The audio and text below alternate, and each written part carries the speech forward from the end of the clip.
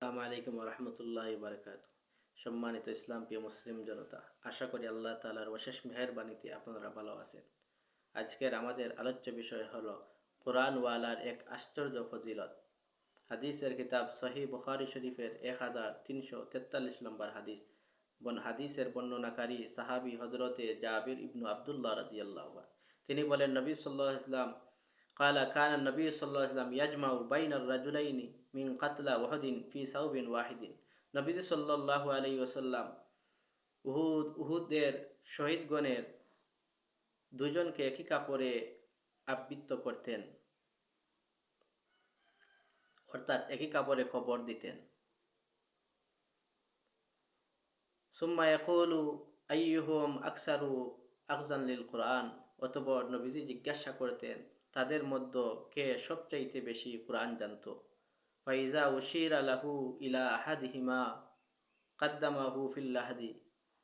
অতঃপর দুজনের মধ্য থেকে একজনের দিকে ইঙ্গিত করা হলে তাকে আগে কবরে রাখতেন। কালা আনা শাহিদুন আলা হাউলা ইয়াউমাল কিয়ামা। আমি এইসব শহীদদের ব্যাপারে কিয়ামতের দিন সাক্ষী হব। ওয়া আমারা বিদফনিহিম ওয়া দিমাহিম। নবী সাল্লাল্লাহু আলাইহি ওয়াসাল্লাম তাদেরকে রক্তমাখা অবস্থায় দাফন করতে নির্দেশ দিতেন। ওয়ালাম ইউগাসসালু ওয়ালাম ইউসাল্লা আলাইহিম, এবং তাদেরকে গোসলও দেওয়া হয়নি এবং সালাতও আদায় করা হয়নি, অর্থাৎ জানাজার নামাজও আদায় করা হয়নি।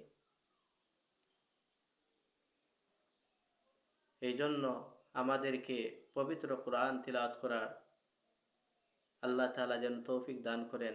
সব সময় আমরা এই আকাঙ্ক্ষা করতাম এবং বেশি বেশি করে কোরআন তিলাওয়াত করতাম। কোরআন তিলাওয়াত করলে মর্যাদা বৃদ্ধি হয়।